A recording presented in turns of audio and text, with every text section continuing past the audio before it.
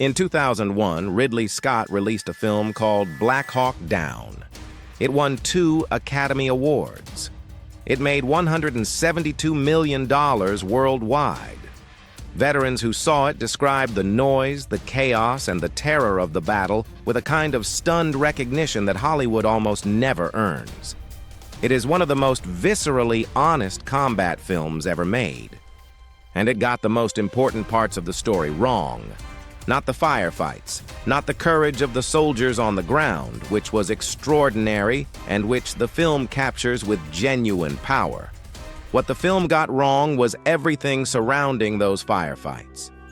The decisions that put those men in that city on that day, the intelligence failures, the political calculations in Washington, the equipment requests that were denied, and the question the film never once asks: was any of this thought through carefully enough before American soldiers were sent into the most dangerous neighborhood in one of the most dangerous cities on Earth?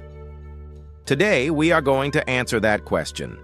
And the answer matters not just for understanding Mogadishu, but for understanding every American military commitment that has followed it. In 1991, the Somali government collapsed.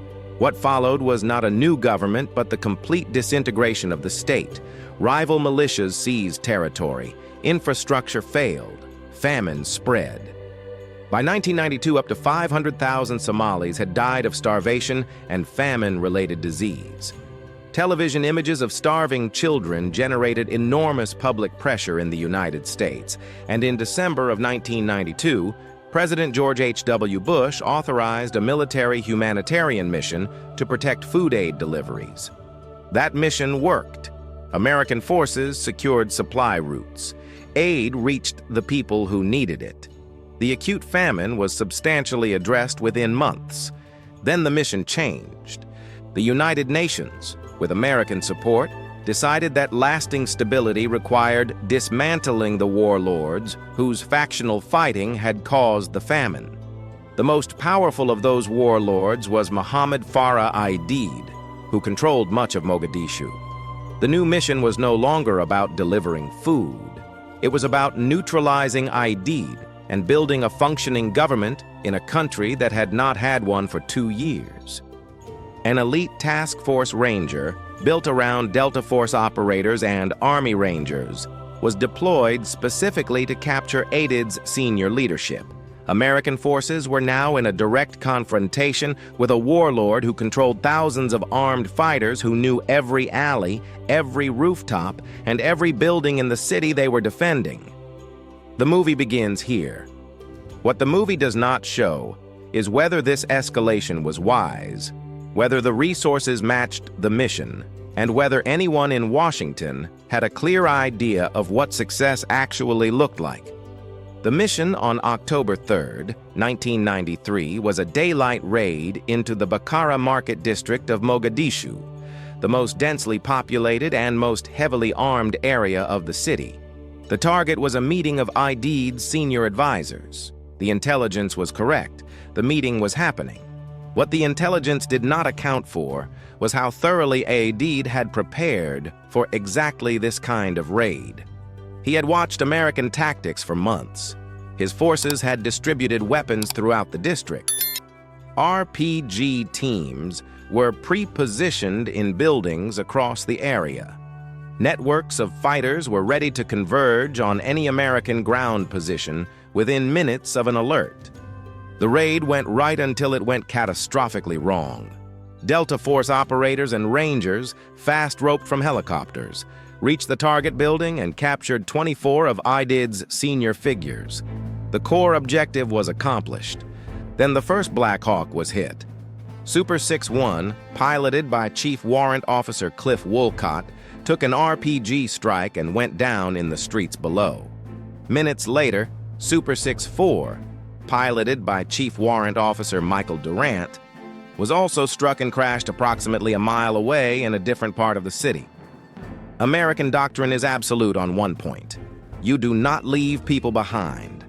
2 Delta Force snipers, Master Sergeant Gary Gordon and Sergeant First Class Randall Shughart, requested 3 times to be inserted at the Super 6-4 crash site, before permission was granted. They knew hundreds of fighters were already converging on the wreckage. They went anyway. They held the position until they were both killed, keeping Michael Durant alive long enough to be taken prisoner rather than killed. Both men received the Medal of Honor posthumously.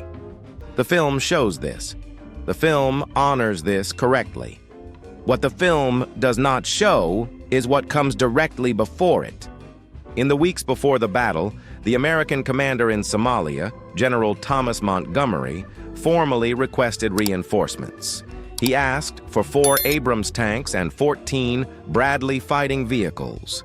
With armor, the rescue convoys trying to reach the crash sites could have forced their way through Aided's fighters with far fewer casualties. The soldiers inside armored vehicles would have been protected from the small arms fire and RPGs that were tearing through the soft-skinned trucks and Humvees in the actual rescue operation. The request went to Washington. Secretary of Defense Les Aspin denied it. His stated reason was political optics. He was concerned that deploying tanks in Mogadishu would signal an escalating American commitment to a mission that was already proving far more complicated than anticipated. When the battle happened, the rescue convoys ran through ambush after ambush in unarmored vehicles. Soldiers who would have survived inside an Abrams died in trucks with no protection against the weapons being fired at them. Les Aspin resigned as Secretary of Defense 3 months after the battle. The film does not show the armor request. The film does not show the denial. It does not show the men who died in soft vehicles because a decision was made in Washington to prioritize political appearances over the equipment the commanders on the ground said they needed to do the mission safely. That omission is not accidental. It is a choice. And it is the choice that transforms the film from a complete account into something more comfortable, but less true. There is one more thing the film does not show, and it may be the most consequential omission of all. 2 weeks after the battle, President Clinton announced the withdrawal of all American forces from Somalia by March 31st of 1994. The mission was over. Aided was never captured. He continued to control his faction in Mogadishu until his death in 1996, killed not by American forces, but in an internal Somali power struggle. Somalia did not stabilize. The country remained without an effective central government for the next 3 decades. The warlord system that American forces had been sent to dismantle was more entrenched after American withdrawal than before American arrival. 18 Americans died, hundreds of Somali civilians died, and the strategic objective, whatever it had become by October of 1993, was not achieved. The film ends with a title card honoring the fallen. It does not explain what the withdrawal meant. It does not ask whether the mission those men died for was achievable or whether the people who sent them there had thought carefully enough about what they were asking. The soldiers in Mogadishu were brave, professional, and extraordinary under conditions that were chaotic and terrifying. Nothing about this story diminishes that. But bravery is not a substitute for strategic clarity. Tactical excellence does not compensate for political decisions that strip soldiers of the equipment they need and then commit them to missions without clearly defined, achievable goals. This pattern, tactical capability, deployed without matching strategic clarity, appeared in Mogadishu in 1993. Elements of it reappeared in Iraq and Afghanistan in the decades that followed. The lesson has been identified, discussed, and partially forgotten more than once. Understanding why requires looking at the complete story, not only the part that fits on a cinema screen. That is what this channel is here for. Subscribe now.